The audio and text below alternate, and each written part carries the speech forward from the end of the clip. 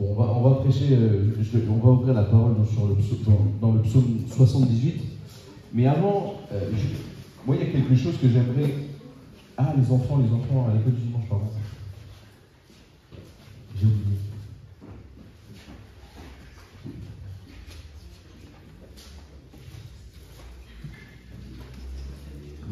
Bonsoir.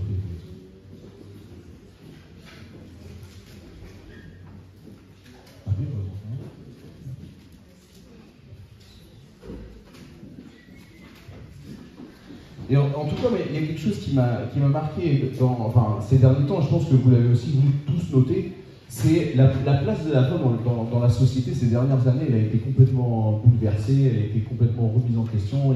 C'est toujours des sujets tendus, des sujets à débat. Ça remue beaucoup de choses, et au final, ça parle beaucoup pour des fois changer pas grand-chose au final. Mais moi, il y a quelque chose qui m'a interpellé, c'est le rôle de la maman dans la société. On vient de lire le psaume 31, et j'espère que le psaume 31, c'est quand même... Enfin, moi, en tout cas, si c'était à votre place, j'aurais du mal à le vivre. Parce que comment on va réussir à atteindre l'excellence du psaume 31 ? C'est quand même le plus haut niveau et c'est difficile de ne pas se sentir « Ah oui, il me manque tout ça quand on est face au psaume 31 ». Mais je pense que le rôle de maman dans la société est quelque chose aussi inatteignable. À la maman, on lui demande de s'occuper des enfants, on lui demande de prendre soin des enfants, on lui demande d'être dans l'éducation, on lui demande d'être impliqué et actif aussi dans toutes les activités qu'ils ont. On leur demande aussi de maintenir une bonne santé, le bien-être. On leur demande aussi des fois, il faut qu'ils soient des fois psychologues, il faut des fois qu'ils savent aussi être un support émotionnel pour leurs enfants, pour leur mari, pour les personnes qui sont autour. Et en plus de ça, et ça c'est un petit peu aussi nouveau, on leur demande d'avoir un équilibre parfait entre le travail et famille. Ça, c'est un peu le rôle de la maman qu'on a dans la société. Dans la société, on exige quelque chose qui est quasiment inatteignable. C'est inatteignable de pouvoir réussir à atteindre cette pression qui est parfois énorme pour les... en tout cas, moi, je trouve pour les mamans. Mais la question, c'est comment on peut vivre, justement, et comment on peut appréhender ce que la société voudrait mettre comme pression, voudrait nous rajouter comme standard, que la Bible ne fait pas. Oui, il y a le psaume 31, bien sûr, et comme il y a plein aussi d'autres versets et d'autres standards dans lesquels je suis en position, mais je ne suis pas forcément aujourd'hui avec ma condition de pécheur. Mais je voudrais qu'on lise d'abord le psaume 78, et on va lire de 1 à 8. Psaume 78, versets 1 à 8.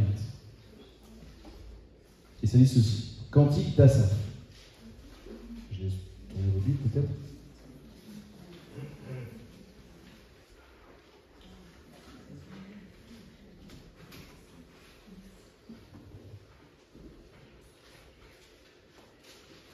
Mon peuple, écoute mes instructions, prête l'oreille aux paroles de ma bouche. J'ouvre la bouche par des sentences. Je publie la sagesse des temps anciens.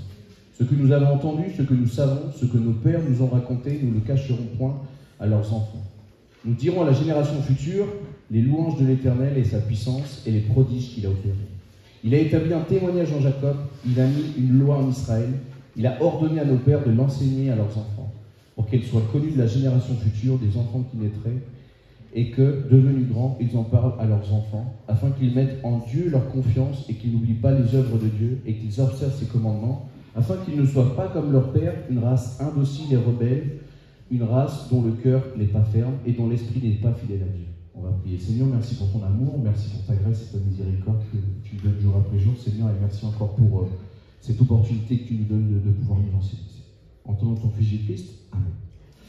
Et ce que j'aime beaucoup dans ce psaume, c'est le premier verset, le départ. Dans Asaph, c'était le chant du roi David. Il va dire, mon peuple, écoute mes instructions, prête l'oreille aux paroles de ma bouche. Et ce matin, dans quelle attitude on est venu écouter la parole de Dieu? Quelle est notre attitude ce matin? Souvent, des fois, on vient écouter la parole de Dieu pour être dans le jugement par rapport à d'autres. Des fois, on vient écouter la parole de Dieu de manière sans vraiment se remettre en question, ou seulement parce que le thème nous intéresse. Et là, comme ça nous intéresse, ça nous interpelle, on va se mettre à écouter. Mais là, Asaph, il nous demande, il nous fait un appel vraiment moi j'ai une expression que j'aime bien, c'est d'affiner notre oreille à Dieu. Il nous demande vraiment d'avoir cette attention à dire, Seigneur, aide-moi à ce que par rapport à ce que tu veux m'enseigner, je vais pouvoir lire aujourd'hui dans ta parole, qu'est-ce que je dois changer? Et c'est ça l'attention aussi que je dois avoir face au Seigneur. Et ce qui est aussi intéressant, c'est que là, on parle vraiment de parents. Vous avez lu comment on parle vraiment de parents qui doivent transmettre à la prochaine génération. Qu'est-ce qu'ils doivent faire? Et quand je dois transmettre, une chose que je dois être sûr, c'est que l'autre personne, elle est bien en train d'écouter et elle est attentive.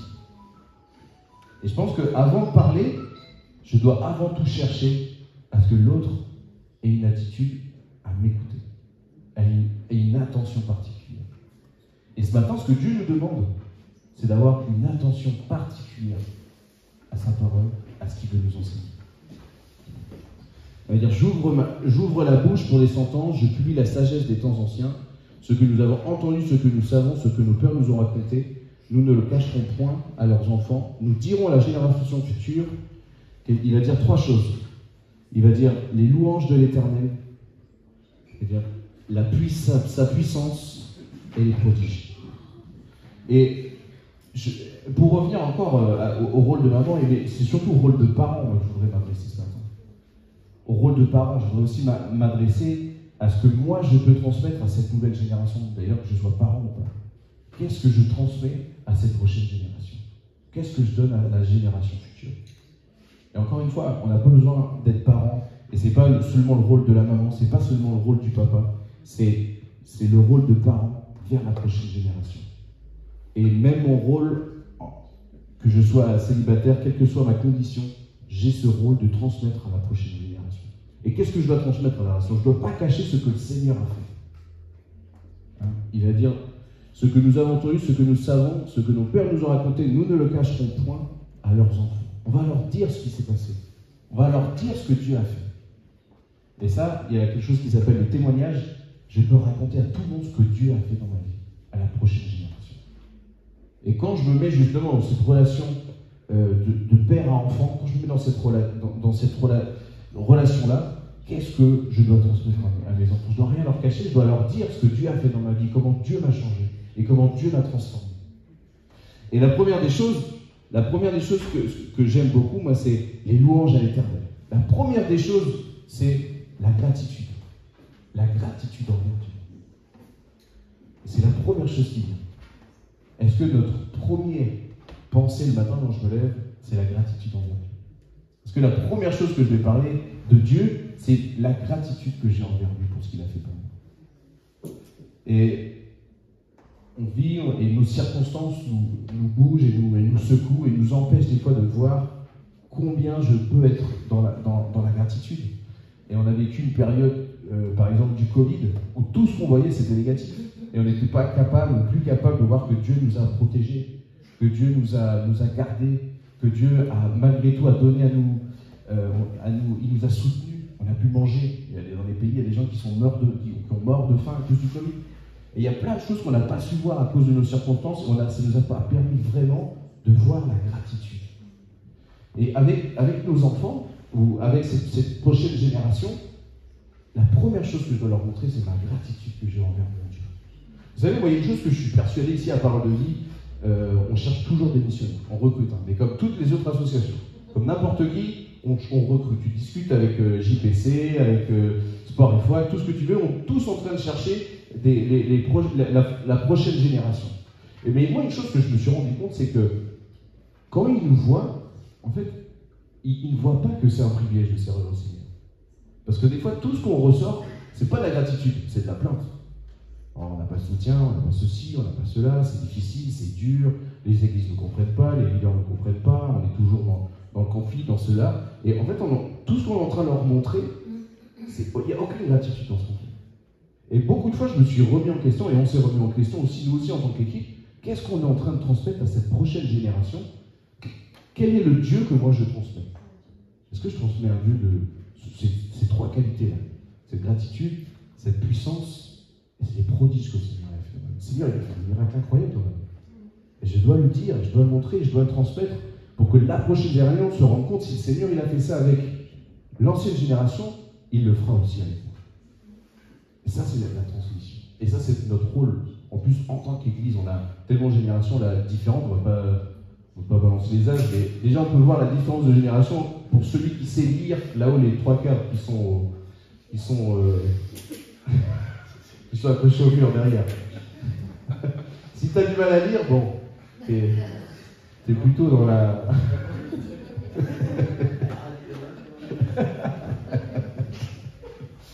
Moi, j'en connais quelques-uns, ils sont dans la deuxième génération.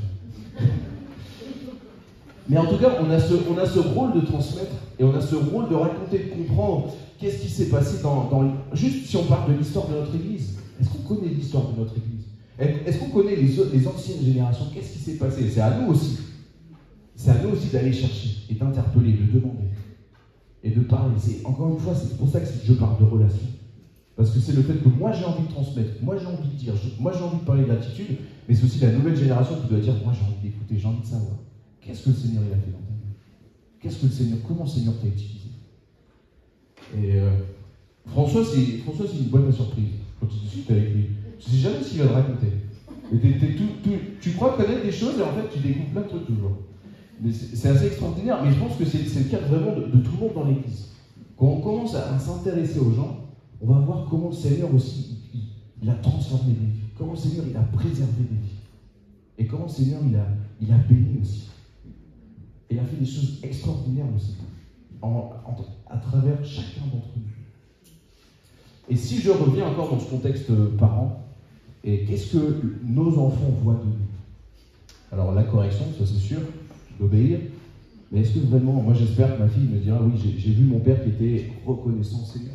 J'espère que c'est ça que je transmets. Je sais que je ne le transmets pas tous les jours, mais je sais que si moi déjà, dans mon attitude de père, dans ma attitude d'homme de Dieu et de chrétien, si je me pousse à chercher à être reconnaissant envers le Seigneur, c'est quelque chose qui ensuite va transparaître.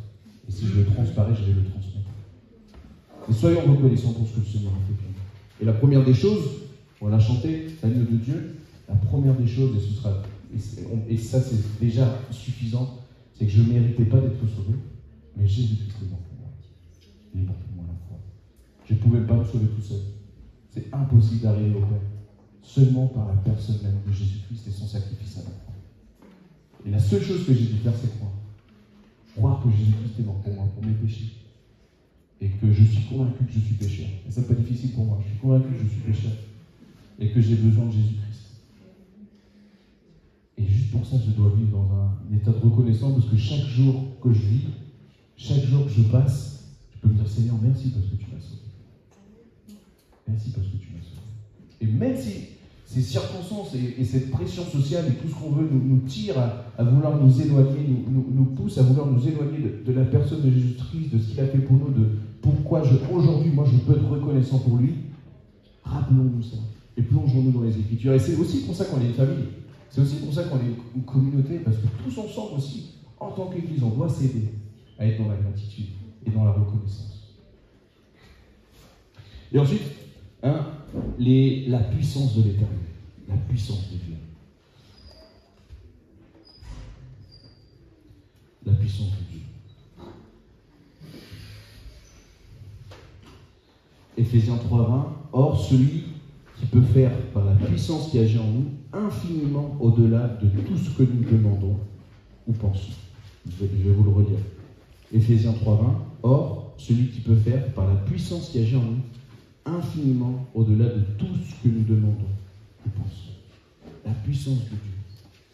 La puissance de Dieu qui fait à travers nous. Je raconte toujours cette histoire, mais c'est pas grave, moi je l'adore. Je vous parle souvent de Sida Versusi, mais il y avait Fernando qui était là et qui pensait que c'était incroyable. Il disait c'est fou avec si peu de choses qu'on peut faire. Juste un projecteur, un témoignage, et on prêche l'évangile dans une école. Et le gars qui était là, à l'époque c'était le directeur le missionnaire qui était là, il lui dit non, c'est pas peu, c'est la puissance de Dieu.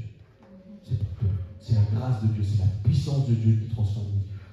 on en a parlé il n'y a pas longtemps, c'est la puissance de quelqu'un qui a renié publiquement, qui a dit Jésus-Christ, cet homme je ne le connais pas, qui ensuite 3 jours plus tard a prêché l'évangile. 3000 personnes ont reçu le Seigneur et bien plus. Ça, c'est la puissance de Dieu qui transforme un cœur.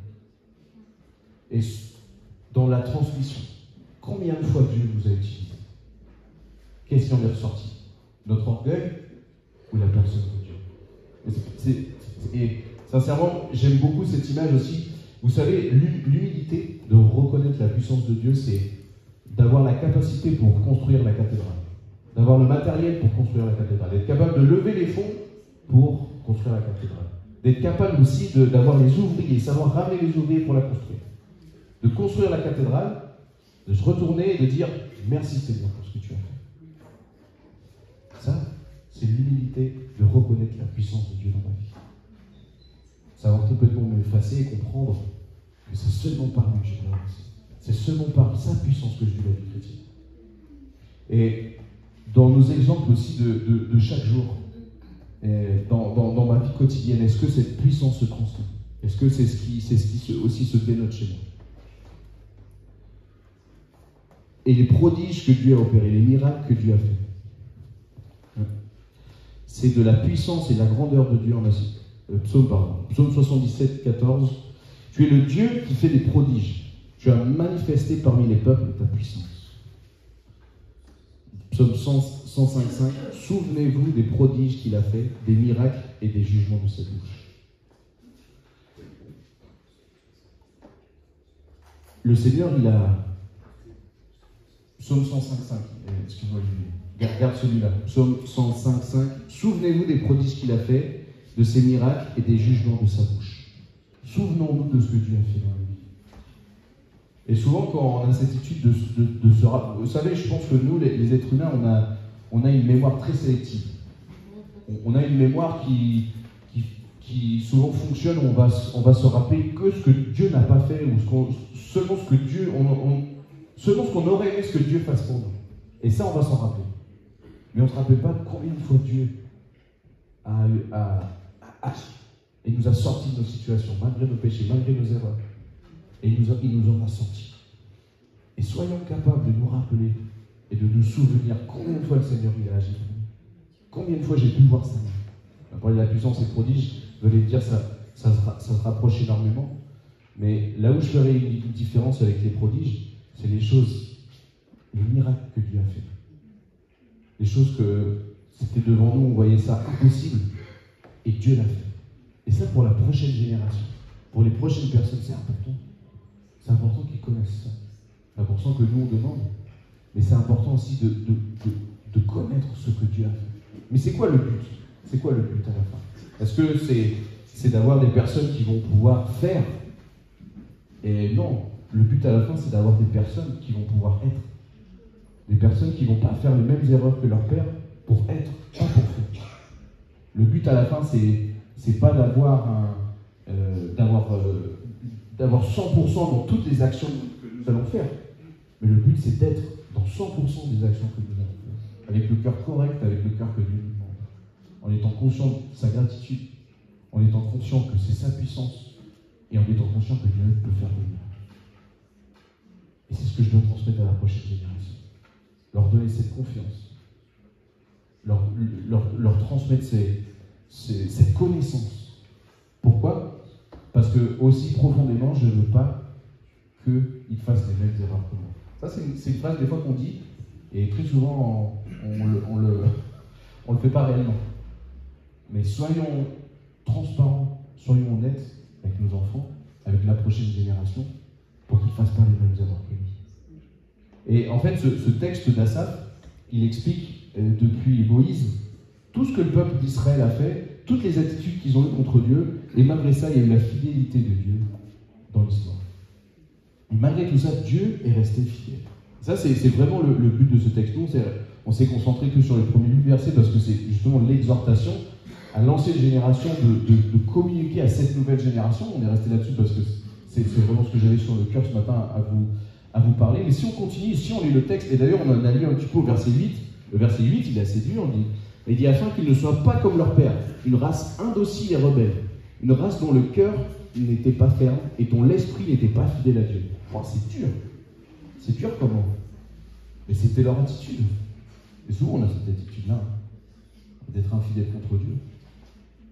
Et le but de transmettre, c'est le but que les autres fassent mieux que nous. Et moi, bon, vous savez que j'aime beaucoup le sport et je regarde beaucoup de choses. Mais moi, ce qui m'interpelle toujours, c'est de voir, par exemple, si on prend l'équipe de France, il y a des gens il y a des joueurs qui ont gagné la Coupe du Monde et qui voudraient que plus jamais l'autre équipe gagne la Coupe du Monde. Il y a des équipes qui voudraient que jamais, par exemple, si on parle de rugby, l'UBB qui a été champion en 91, le club de Bordeaux, il y a des joueurs qui disent moi je veux pas qu'il soit champion, je veux que ce soit que nous qui soit champion. Et il y a cette étude de dire non, nous on a fait bien, vous allez faire moins bien.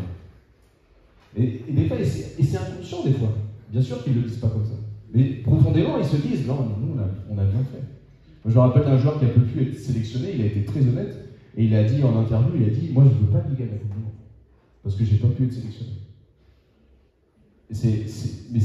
Moi, ce qui m'a marqué, c'est que je me suis mis à sa place. Et sincèrement, je pense que j'aurais aussi un peu la même attitude. Je serais jaloux. Je serais dans une attitude de jalousie. Et ça, des fois, ça nous paralyse. Mais c'est quelque chose que, quand je vois la prochaine génération, si je reste dans mon cadre de parole de vie, de missionnaires, que je sois justement à leur donner l'opportunité de pouvoir faire plus que moi. Et quand je pense aussi à l'Église, dans nos services, que je puisse donner l'opportunité de faire plus, d'avoir une meilleure plateforme pour pouvoir servir. Et à Parole de Vie, on a mis quelque chose en place qu'on essaie de maintenir, mais qui est un peu compliqué. C'est qu'à partir du moment où on prend nos responsabilités, on essaie de former quelqu'un d'autre, qui va prendre notre place. Mais je vous dis, ça demande beaucoup d'humilité. Hein. C'est pas facile parce qu'on aime ce qu'on fait. Sinon, on ne peut pas là.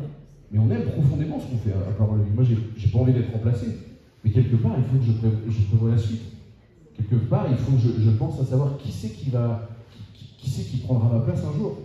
Et ça demande de l'humilité.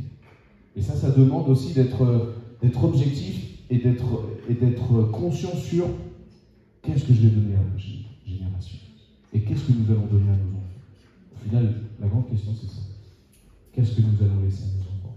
On parle beaucoup d'écologie avec la Terre, c'est toujours cette question, comment on va laisser la Terre à nos enfants et tout ça. Mais soyons surtout concentrés sur spirituellement. Quel Dieu nous allons laisser à nos enfants? Quel Dieu ils voient à travers? Il y a une statistique terrible en Argentine où la plupart des enfants missionnaires, il n'y en a aucun qui sont missionnaires. Parce qu'ils ne veulent pas être comme leurs parents. Ils ne veulent pas subir la même chose que leurs parents. Il y a plein d'injustices, il y a plein de choses. On pourrait tourner autour et on pourrait expliquer beaucoup de choses sur ce contexte-là. Mais c'est un vrai questionnement. Qu'est-ce que je laisse à la prochaine génération? Est-ce que la génération qui est là, est-ce qu'il voit la gratitude que j'ai dans mon vie? Est-ce qu'il voit la puissance? Est-ce qu'il voit les prodiges de Dieu? On va finir avec ça. Et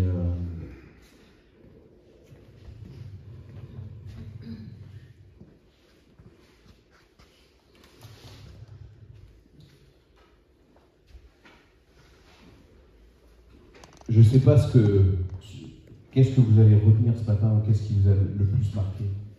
Mais sachons être attentifs pour nous-mêmes. Sachons écouter la parole de Dieu pour qu'elle nous transforme. Et pas pour être dans le jugement et pas être dans une attitude « lui, ça lui fait du bien, celui qui est à côté de moi ». Ne soyons pas dans cette attitude d'écoute. Mais soyons dans une attitude d'ouverture à ce que le Seigneur me transforme, me change. Et que je me remette en question aussi dans ma transmission, avec simplement mon attitude, même pas mes paroles, mais avec mon attitude.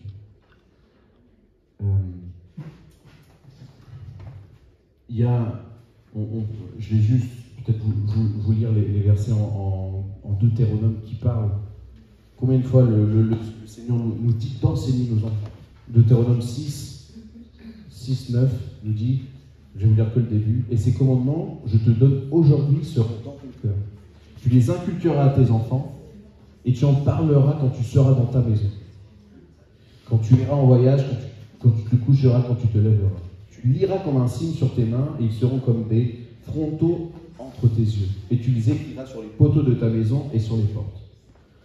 Deutéronome 6, 20, 22 nous dit encore, lorsque ton fils te demandera un jour que signifient ces préceptes, ces lois et ces ordonnances que l'Éternel notre Dieu nous a prescrits, tu diras à ton fils, nous étions esclaves de Pharaon en Égypte. Et l'Éternel nous a sortis de l'Égypte par sa main puissante. L'Éternel a opéré sous nos yeux des miracles, des prodiges, grands et désastreux contre l'Égypte, contre Pharaon et contre toute sa maison. Et là, vous voyez, on retrouve la gratitude, la puissance et les prodiges.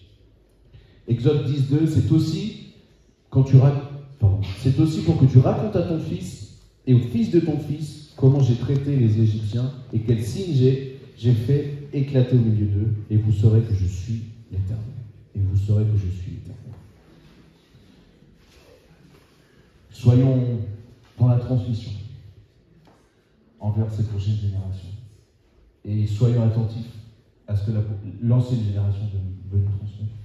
On a à partager, tous ensemble, et à vivre la communauté en Christ, et de manière complète, et de manière ensemble, quel que soit notre âge, quel que soit notre d'où l'on vient.